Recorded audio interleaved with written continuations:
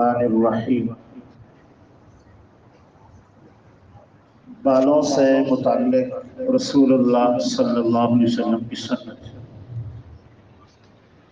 سر کے بال آپ صلی اللہ علیہ وسلم نے کانوں تک بڑے بھی رکھے ہیں، اس طرح اگر کوئی رکھنا چاہے یہ بھی سنت میں آئے گا، اور سر مڈوانا یہ بھی سنت ہے، اور اگر بال کٹوانے ہوں تو پھر جیسے عموماً ہمارے ہاں بچے کٹواتے ہیں، اوپر سے بال بڑے چھوڑ دیتے ہیں اور سائٹوں سے بال چھوٹے کرتے ہیں، اس طرح کٹوانا ٹھیک نہیں، یہ منع ہے اور اس میں گناہ ہے۔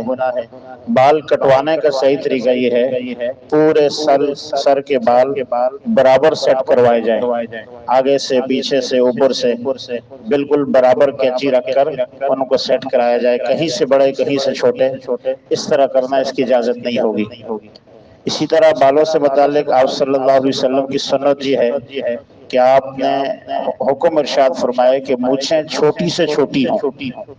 مبالغے سے آپ مونچھوں کو کاٹتے تھے، اتنا کاٹتے تھے کہ ہونٹ کی یہ جلد نظر آتی، نیچے مونچھوں کے جہاں بال ہوتے ہیں نیچے چمڑا نظر آتا، بالکل اینڈ تک آپ لے جاتے ہیں۔ اسی طرح چہرے پہ سنت کو سجانا یہ آپ صلی اللہ علیہ وسلم کی سنت ہے، بلکہ چہرے پہ سنت رسول کو سجانا یہ آپ صلی اللہ علیہ وسلم کی کیا 1.25 انبیاء کی سنت ہے۔ سارے نبیوں نے اس سنت کا اہتمام کیا ہے۔ ایک مٹھی اس سنت کا ہونا چاہیے، اس سے کم نہ ہو، اس سے بڑی رکھ سکتے ہیں مگر اس سے کم نہیں ہونی چاہیے۔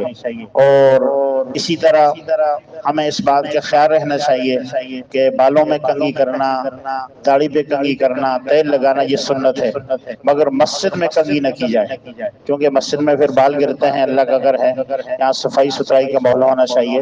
تو ان بالوں سے متعلق یہ سنتیں ہیں، اللہ رب العالمین ہم سب کو عمل کرنے کی توفیق نصیب فرمائے۔ اللہ